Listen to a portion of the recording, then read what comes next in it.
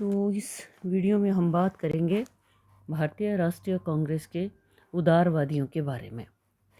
आपने पिछले चैप्टर में पढ़ा कि भारतीय राष्ट्रीय कांग्रेस की स्थापना कैसे हुई और इसी के साथ साथ भारतीय राष्ट्रीय कांग्रेस के प्रति शुरू के दौर में जो ब्रिटिश गवर्नमेंट थी उसका किस तरह का रवैया रहा। भारतीय राष्ट्रीय आंदोलन के इतिहास को मुख्य तौर पर 3 भागों में बांटा जा सकता है। 1885 से लेकर 1905 ईस्वी तक और 1905 ईस्वी में से लेकर 1919 ईस्वी तक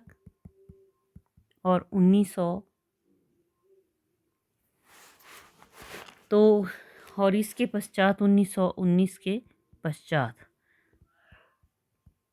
तो अभी हम 1885 से 1905 तक जो कांग्रेस की बागडोर रही वो रही उदारवादियों के हाथों में। 1885 से 1905 तक, 1905 से 1919 तक उग्र राष्ट्रवादियों या गरम दल के हाथ में, और 1919 ईस्वी के पश्चात जो है कांग्रेस का जो नेतृत्व था वो किया गया महात्मा गांधी के द्वारा। तो हम इसके ऊपर जो है बात करेंगे। हम लेंगे सबसे पहले ये उदारवादी या फिर प्रारंभिक कांग्रेस के बारे में। तो उदारवादियों का काल 1885 से लेके 1905 ईस्वी तक रहा। उदारवादी कौन थे? शुरू में भारतीय राष्ट्रीय कांग्रेस में सुरेंद्रनाथ बनर्जी, दादा भाई नौरोजी, फिरोज शाह मेहता, गोपाल कृष्ण गोखले, पंडित मदन मोहन मालवीय आदि नेताओं का प्रभाव रहा और इन्हीं के हाथों में राष्ट्रीय आंदोलन की बागडोर थी। इन नेताओं को उदारवादी कहा जाता है क्योंकि इन नेताओं ने कांग्रेस के माध्यम से 1905 ईस्वी तक राष्ट्रीय आंदोलन का नेतृत्व किया। ये नेता बहुत ही बड़े राजभक्त थे, अंग्रेजों की सत्यता, न्यायप्रियता और ईमानदारी पर विश्वास रखते थे और इनका जो रवैया रहा वो विशेष तौर पर बड़ा ही उदार रहा। भारत की परिस्थितियों और भारत की जनता की इच्छाओं का ज्ञान होने पर अंग्रेज उन्हें स्वशासन का अधिकार दे देंगे, ये उनका मानना था।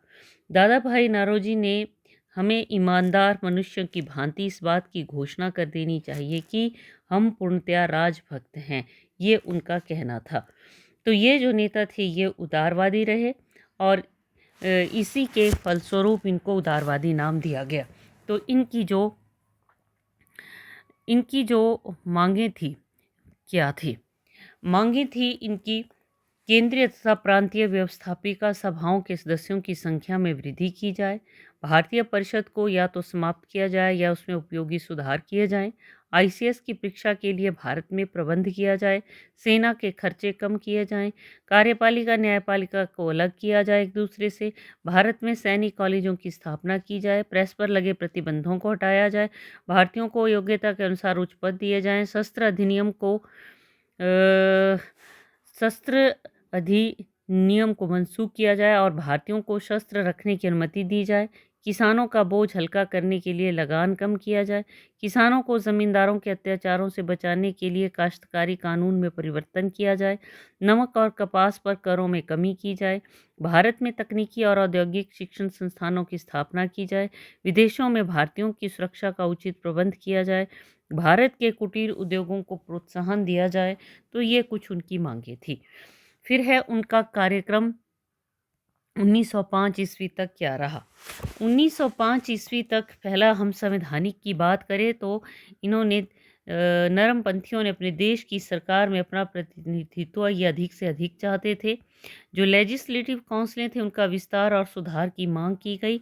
1892 ईस्वी में जो दबाव में आकर सरकार ने इंडियन काउंसिल एक्ट का पास किया, लेकिन राष्ट्रवादी इस एक्ट से संतुष्ट नहीं थे क्योंकि लेजिस्लेटिव काउंसिलों में जो सरकार थी उसका बहुमत बना रहा और भारतीयों के हाथों में कोई वास्तविक सत्ता नहीं आई।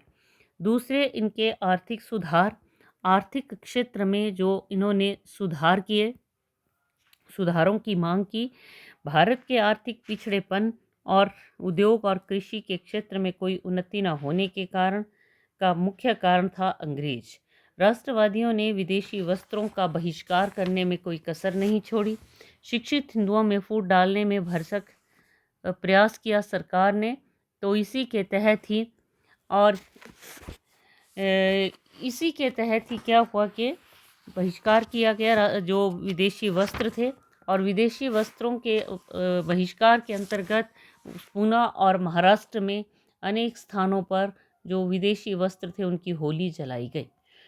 फिर तीसरे प्रशासनिक क्षेत्र की हम बात करें तो प्रशासनिक क्षेत्र में भी उनके कुछ कार्यक्रम रखे गए।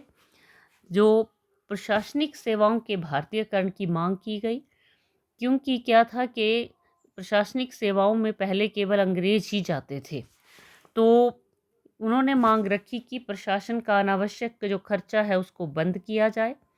अंग्रेज पदाधिकारी ऊंचा वेतन लेते थे और अधिकांश भाग जो था इसका विदेशों में भेज देते थे। प्रशासनिक क्षेत्र में न्यायपालिका कार्यपालिका को अलग करने के लिए कहा गया।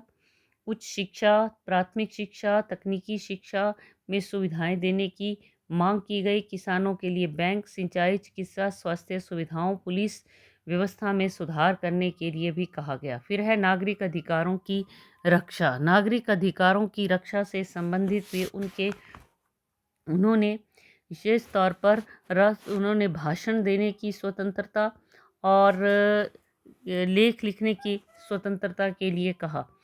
तो इसी के साथ साथ यदि हम उनके राजनीतिक गतिविधियों की बात करें तो राजनीतिक क्षेत्र में उनके बहुत से काम थे। दादा भाई नौरोजी जो थे वो इस विचार के समर्थक थे कि ब्रिटिश नौकरशाही में से सुधारों की आशा करना बेकार है, क्योंकि सर्वसत्ताधारी और कांग्रेस के प्रोग्राम के ये कट्टर विरोधी हैं।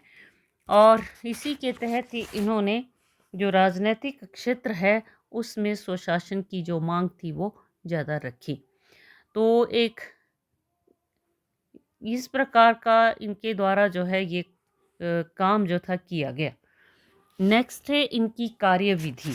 कार्य करने का जो तरीका थे, इन्होंने एक तो जिसको कहा जाता है डेपुटेशन, प्रतिनिधिमंडल भेजने की और अपील करने की और विनम्र भाषा इत्यादि का जो है इनका इस्तेमाल किया गया। ये थी इनकी कार्यविधि, जिसमें समाचार पत्रों के द्वारा, भाषणों के द्वारा वार्षिक जो अधिवेशन थे उनके प्रचार के प्रमुख साधन थे।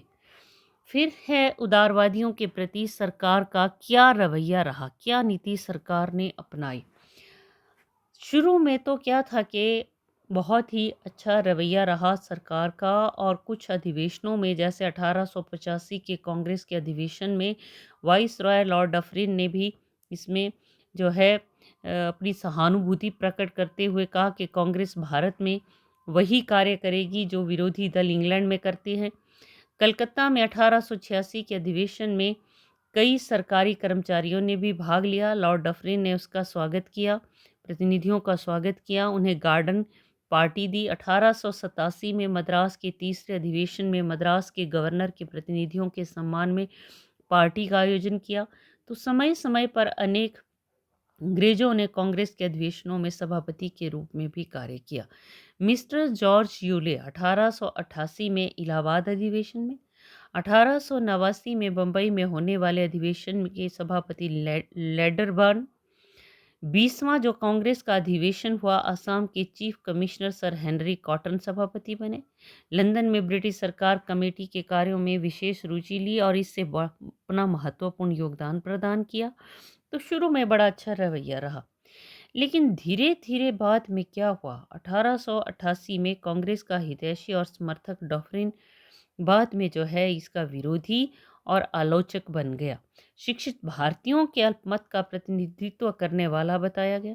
संसदीय सरकार की मांग की खिल्ली उड़ाई गई और 1890 ईस्वी में भारत सरकार ने एक विज्ञप्ति जारी की जिसके द्वारा सरकारी कर्मचारियों को कांग्रेस के अधिवेशनों में भाग लेने की मनाही की गई। और जैसे जैसे कांग्रेस की मांगों में वृद्धि होती गई और उसके प्रशासनिक त्रुटियों की आलोचना आरंभ कर दी, सरकार ने। तो सरकार का रवैया कांग्रेस के प्रति कठोर हो गया और इस तरह से हिंदुओं और मुसलमानों में भी फूट डालने का जो है प्रयास किया गया।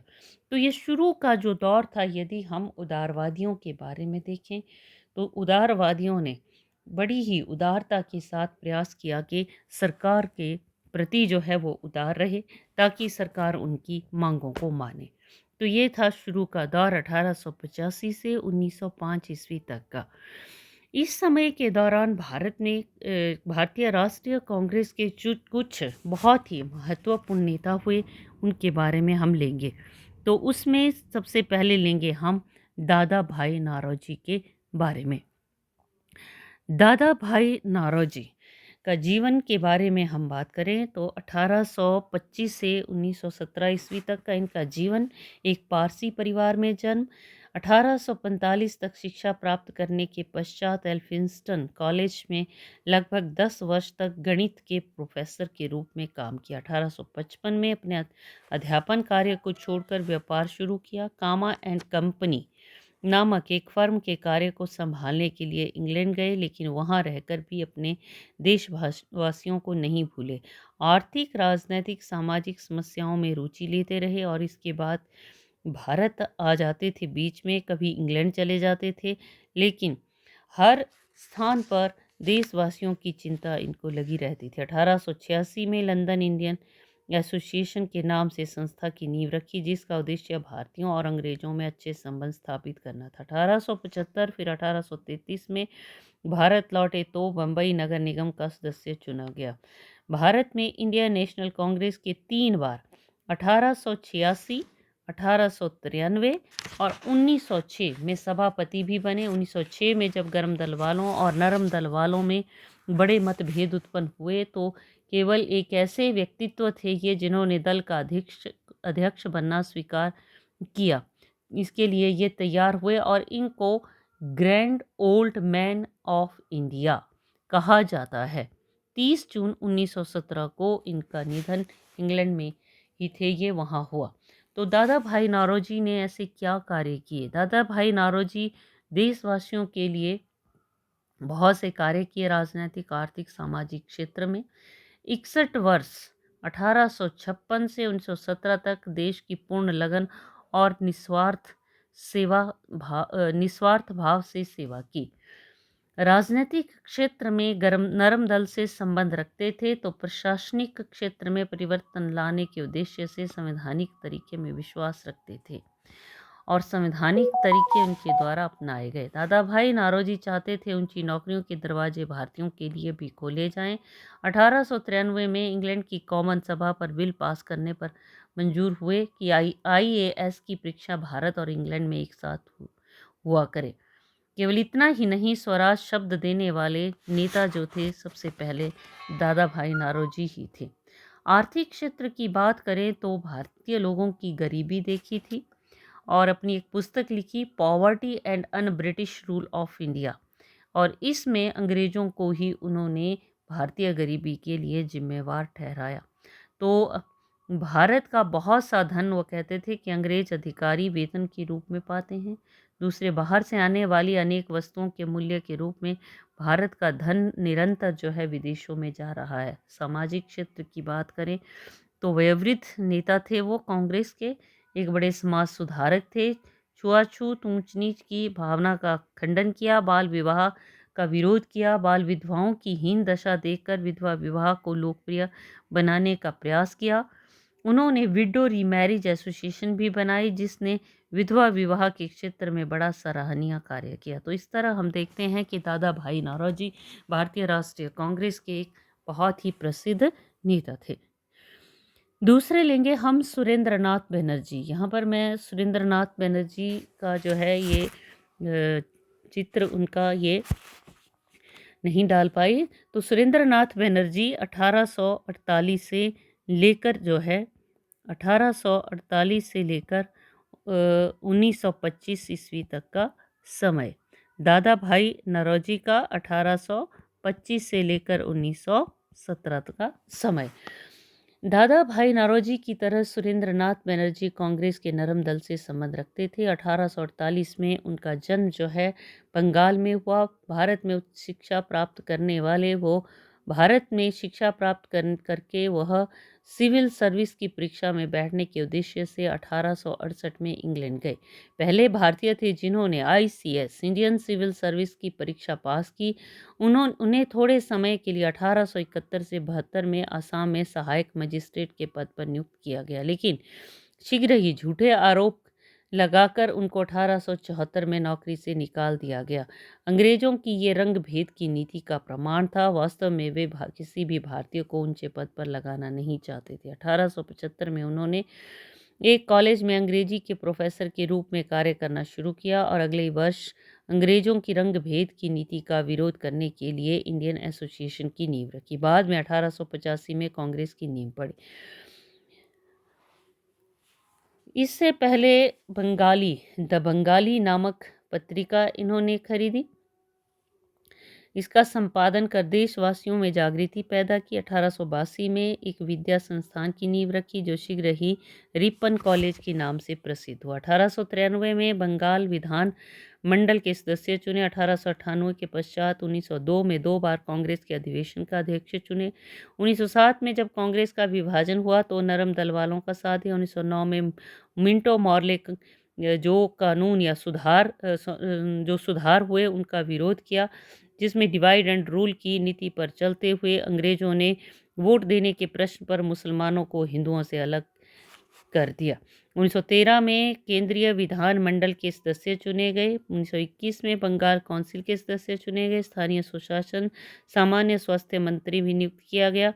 इस पद पर रहते हुए राष्ट्र निर्माण के कार्य किए। अपने जीवन के अंतिम दिनों में एक जीवनी लिखी इन्होंने, a nation in the making. 77 वर्ष की आयु में 6 अगस्त 1925 को इनका स्वर्गवास हो गया। तो सुरेंद्रनाथ बनर्जी ने क्या कार्य किए? राजनीतिक क्षेत्र में बात करें तो राजनीतिक जीवन कांग्रेस के जन्म से पहले 10 वर्ष पहले शुरू हो चुका था और इसी के तहत ही इन्होंने विशेष तौर पर बेशक अंग्रेजी साहित्य, अंग्रेजी संस्थाओं और अंग्रेजी संस्कृति का खूब प्रभाव रहा और इसी के साथ साथ एक जीवनी लिखी, अ नेशन इन मेकिंग इन्होंने अपनी। तो राजनीतिक क्षेत्र की बात करें तो स्वशासन के ऊपर इन्होंने जोर दिया और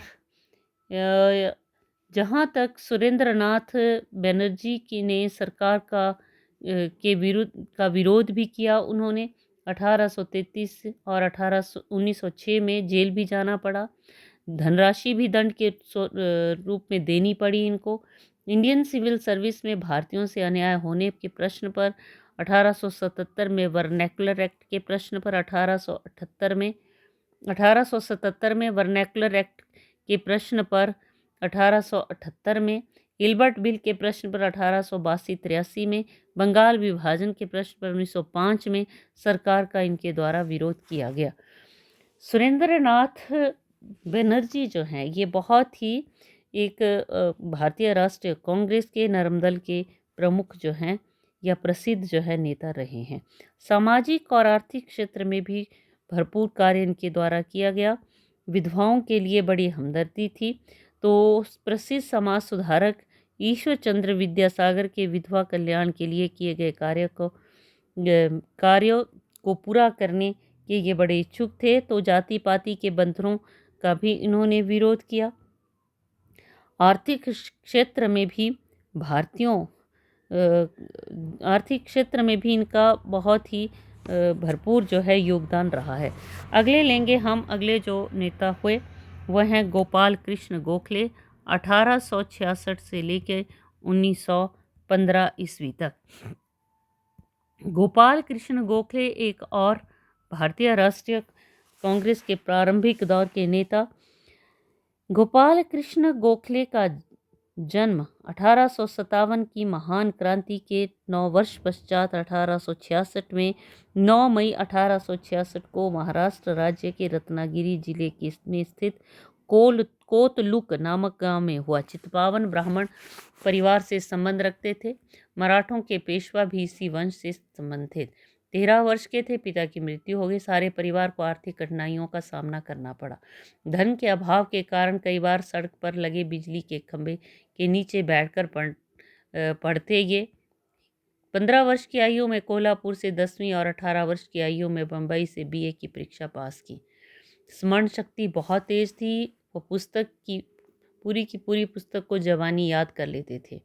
अपना जीवन शिक्षा के क्षेत्र से शुरू किया, राजनीतिक क्षेत्र से समाप्त किया। अन्य लोगों की भांति उनकी आकांक्षाएं इंजीनियर, वकील आदि बनने की थी, लेकिन परिवार को आर्थिक कठिनाइयों से निकालना बहुत ही ज़रूरी था। तो इसलिए उन्होंने पूना के न्यू इंग्लिश स्कूल में एक शिक्षक के रूप में कार्य करना शुरू किया।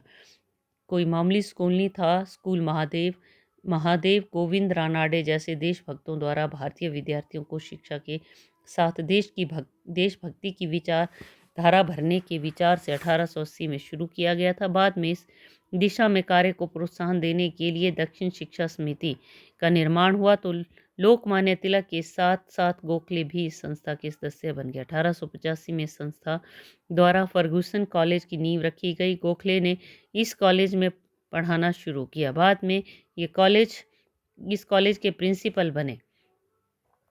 1902 में फर्गुसन कॉलेज से ये रिटायर हुए।